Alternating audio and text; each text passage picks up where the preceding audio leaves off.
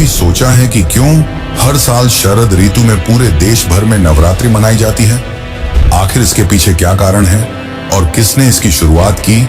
और सबसे बड़ा सवाल तो यह है कि क्यों इसे सिर्फ 9 दिनों तक मनाया जाता है? आखिर इसके पीछे क्या रहस्य है?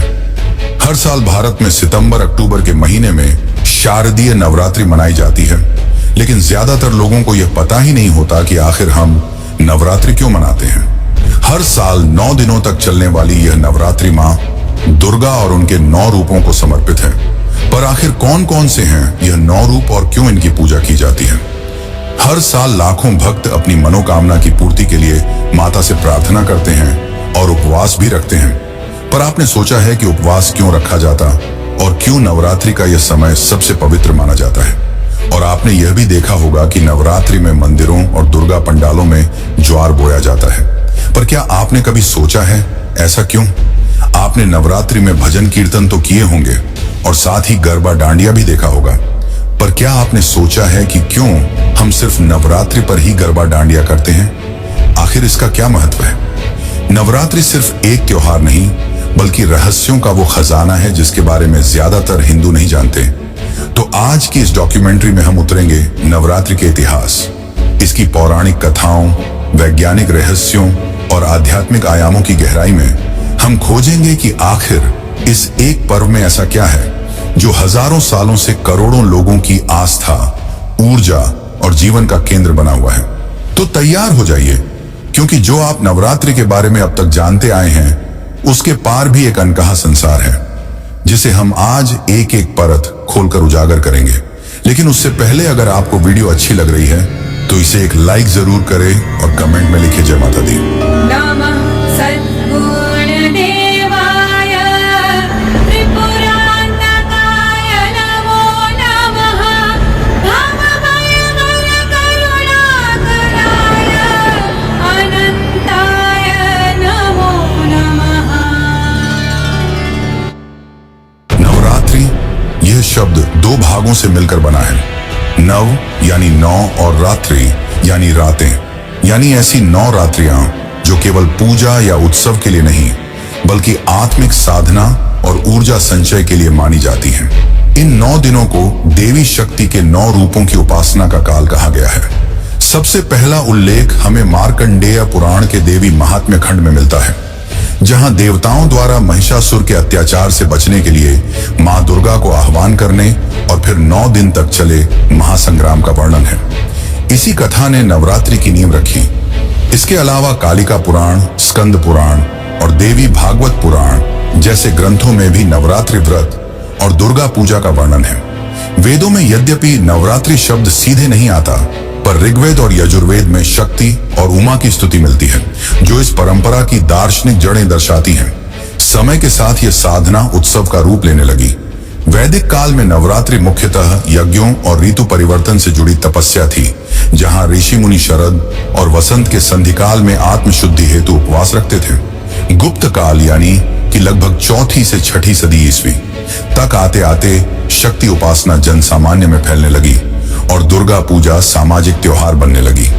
इसी काल में देवी को शक्ति के सार्वभौम रूप में प्रतिष्ठित किया गया और मंदिरों में उनकी प्रतिमाएं स्थापित होने लगी। मध्यकालीन भारत में नवरात्रि ने एक क्षेत्रीय रंग अपनाए। उत्तर भारत में इसे रामलीला और विजयादशमी से जोड़ा गया, जहां राम के रावण वध को धर्म की विजय का प्रतीक माना गया। दक्षिण भारत में इस दौरान गोलू या बोम्मई कोलू की परंपरा विकसित हुई, जिसमें देवी देवताओं की मूर्तियां घरों में सजाकर रखी जाती हैं। गुजरात में गरबा और डांडिया की परंपरा इसी समय की है, जो शक्ति की आराधना को लोक नृत्य और संगीत के माध्यम से जीवंत बनाती है। ये सभी परंपराएं एक ही मूल भावना, देवी की शक्ति का उत्सव से जुड़ी हैं, लेकिन अपने अपने सांस्कृतिक रंगों में ढली हुई हैं। बंगाल में दुर्गा पूजा का उत्कर्ष 16वीं से 17वीं सदी के दौरान हुआ, जब नवाबों और जमींदारों ने सार्वजनिक दुर्गा पूजा का आयोजन शुरू किया। पहले यह पूजा केवल बड़े घरानों में होती थी, लेकिन ब्रिटिश काल में 18वीं 19वीं सदी में 12 यारी पूजा की परंपरा शुरू हुई, जहां 12 या अधिक लोग मिलकर सामूहिक रूप से भव्य दुर्गा पंडाल सजाते थे। धीरे धीरे यह आम जनता का त्योहार बन गया और आज कोलकाता की दुर्गा पूजा विश्व प्रसिद्ध है, जिसे यूनेस्को ने भी इंटेंजिबल कल्चरल हेरिटेज घोषित किया है। इस तरह देखा जाए तो नवरात्रि केवल एक धार्मिक पर्व नहीं, बल्कि हजारों वर्षों की सांस्कृतिक यात्रा है, जो वेदों की मंत्र ध्वनि से शुरू होकर आज भव्य झांकियों, गरबा मंडलियों और कोलकाता के पंडालों तक आ पहुंची है। हर युग ने इसे अपने रंग दिए, पर इसकी आत्मा, देवी शक्ति की आराधना आज भी वैसी ही जीवित है जैसे हजारों साल पहले थी। बहुत समय पहले जब त्रिलोक पर देवताओं का शासन था, तब असुरों का भी एक शक्तिशाली कुल था, दैत्य कुल। इसी कुल से एक असुर उत्पन्न हुआ जिसका नाम था महिषासुर। उसका शरीर भैंस का था। उसने कठोर तपस्या करके ब्रह्मा जी को प्रसन्न किया और उनसे वरदान मांगा कि कोई भी देवता, दानव या असुर उसे न मार सके। स्त्री जाति को कमजोर समझते हुए महिषासुर ने उससे सुरक्षा नहीं मांगी, जिसके बाद ब्रह्मा जी ने उसे वरदान दिया और अंतर्ध्यान हो गए। इस वरदान के बाद महिषासुर अहंकारी हो गया। उसने देवताओं पर चढ़ाई कर दी, इंद्रलोक पर अधिकार कर लिया और इंद्र, वरुण, अग्नि, यम, वायु जैसे सभी देवताओं को पराजित कर स्वर्ग से निकाल दिया। देवताओं की सेना टूट चुकी थी और पूरा ब्रह्मांड भय और अंधकार से भर गया था। हताश देवता तब ब्रह्मा, विष्णु और महादेव के पास पहुंचे और उनसे सहायता मांगी, पर दुविधा यह थी कि वरदान के प्रभाव से उसे कोई देवता नहीं हरा सकता। तब त्रिदेवों ने अपनी शक्ति से एक देवी को उत्पन्न किया, जो थी मां दुर्गा। देवताओं ने उन्हें अपने अपने दिव्य अस्त्र प्रदान किए।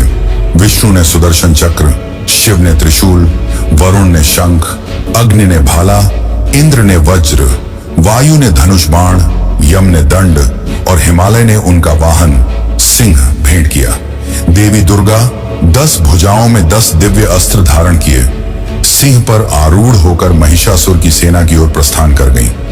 फिर शुरू हुआ महासंग्राम, जो पूरे 9 दिन और 9 रात चला। अंततः 9वें दिन उसने पहाड़ जितना विशाल शरीर धारण कर गर्जना की, किंतु देवी दुर्गा ने अपने सिंह को आगे बढ़ाया, महिषासुर पर चढ़ बैठी, त्रिशूल से उसका हृदय भेद दिया और तलवार से उसका मस्तक काट डाला। उसी क्षण आकाश से देवताओं ने पुष्प वृष्टि की ओर स्वर्ग पुनः प्रकाश से भर उठा। नवरात्रि के 9 दिन दरअसल महिषासुर के साथ चली 9 दिन की उस युद्ध गाथा का प्रतीक है, जिसमें हर दिन देवी ने अपने एक रूप से बुराई का अंत किया। इसीलिए आज भी नवरात्रि में नवदुर्गा की आराधना की जाती है और दशहरे के दिन बुराई के प्रतीक रावण का दहन कर विजय का उत्सव मनाया जाता है।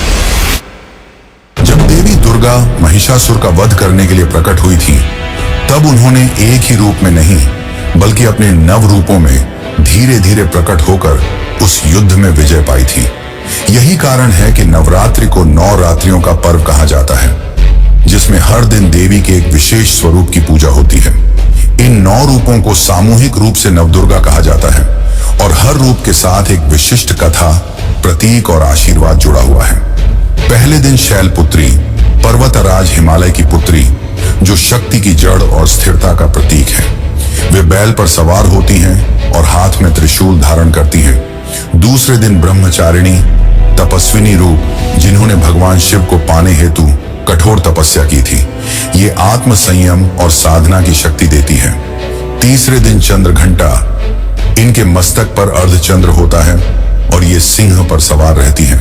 ये साहस और निडरता की प्रतीक मानी जाती हैं। चौथे दिन कूष्मांडा, कहा जाता है कि इन्होंने अपनी मुस्कान से ब्रह्मांड की रचना की थी। ये सृजन और सकारात्मक ऊर्जा की देवी है। 5वें दिन स्कंद माता, भगवान कार्तिकेय की माता, जो भक्तों को मातृत्व और सुरक्षा का आशीर्वाद देती है।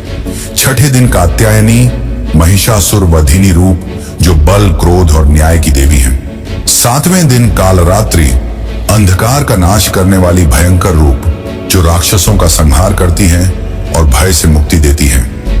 8वें दिन महागौरी, श्वेत वर्णा, शांत और दिव्य तेज से पूर्ण, जो पवित्रता और मोक्ष की देवी मानी जाती है। 9वें दिन सिद्धिदात्री, ये सभी सिद्धियाएं और शक्तियां प्रदान करने वाली देवी हैं, जो भक्तों को आत्मबोध और पूर्णता की ओर ले जाती हैं। इन 9 रूपों की उपासना केवल भक्ति नहीं, बल्कि एक क्रमिक साधना पथ मानी जाती है, जिसमें भक्त स्थूल से सूक्ष्म और भौतिक से आध्यात्मिक ऊर्जा की ओर बढ़ता है।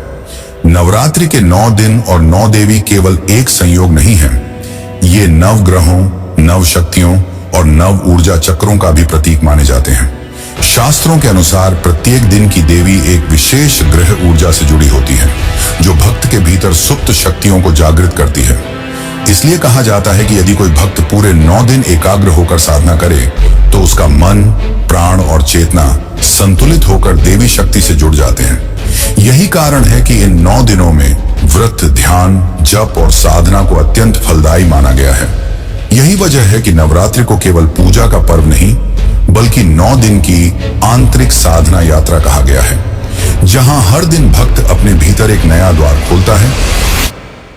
हर साल जब नवरात्रि शुरू होती है तो लाखों लोग अपने घरों और मंदिरों में मिट्टी के पात्र में जौ के बीज बोते हैं, जिन्हें जवारे या घट ज्वार कहा जाता है। पहले दिन कलश स्थापना के साथ ही ये बीज बोए जाते हैं और 9 दिनों तक नियमित रूप से जल अर्पित करके इनकी देखभाल की जाती है। लेकिन क्या आपने कभी सोचा है कि यह परंपरा क्यों है? क्या यह सिर्फ धार्मिक आस्था है या इसके पीछे कोई पुरातन कारण भी छुपा है? जौ बोने की परंपरा का सबसे प्राचीन उल्लेख यजुर्वेद और अथर्ववेद में मिलता है, जहां यव यानी कि जौ को पवित्र अन्न और जीवनदायी अनाज कहा गया है। वैदिक यज्ञों में जौ का विशेष स्थान था। इसे अग्निहोत्र में अर्पित किया जाता था क्योंकि यह शुद्धि, शक्ति और समृद्धि का प्रतीक माना जाता था। जौ की खेती भी भारतीय सभ्यता में सबसे पुरानी मानी जाती है, इसलिए यह अनाज जीवन और प्रकृति के चक्र का प्रतिनिधित्व करता है। नवरात्रि का समय शरद ऋतु का आरंभ होता है, जब मानसून का मौसम समाप्त हो चुका होता है और नई फसलों की बुवाई शुरू होती है। इस समय मिट्टी में नमी होती है और तापमान जौ अंकुरण के लिए बिल्कुल उपयुक्त होता है। इसीलिए नवरात्रि में जौ बोना कृषि चक्र के नए आरंभ का प्रतीक भी है। साथ ही इस दौरान व्रत और उपवास से शरीर को डिटॉक्स किया जाता है, जिससे भक्त की जीवन ऊर्जा यानी कि प्राण शक्ति भी संतुलित होती है। यानी यह परंपरा प्रकृति, शरीर और चेतना तीनों के संतुलन से जुड़ी हुई है। 9 दिनों तक जैसे जैसे जौ के कोमल हरे अंकुर बढ़ते हैं, वैसे वैसे माना जाता है कि भक्त की तपस्या और देवी की कृपा भी बढ़ रही है। अंतिम दिन दशहरे पर जब इन जवारे को देवी को अर्पित किया जाता है तो इनके विकास को देखकर साल भर की फल संपन्नता और समृद्धि का शगुन निकाला जाता है। अगर जवारे घने और लंबे उगे हों तो इसे आने वाले समय में सुख, समृद्धि और अच्छे परिणाम का संकेत माना जाता है। इन हरे भरे जवारे को मां दुर्गा की सजीव शक्ति का प्रतीक भी माना जाता है। जैसे वे इन छोटे बीजों में नई सृष्टि का जीवन भर देती हैं, वैसे ही वे भक्तों के जीवन में नई ऊर्जा और नव सृजन का संचार करती हैं। यही कारण है कि नवरात्रि में जौ बोना केवल एक धार्मिक कर्मकांड नहीं बल्कि मातृशक्ति के जीवन दायिनी स्वरूप को प्रत्यक्ष अनुभव करने का माध्यम माना गया है।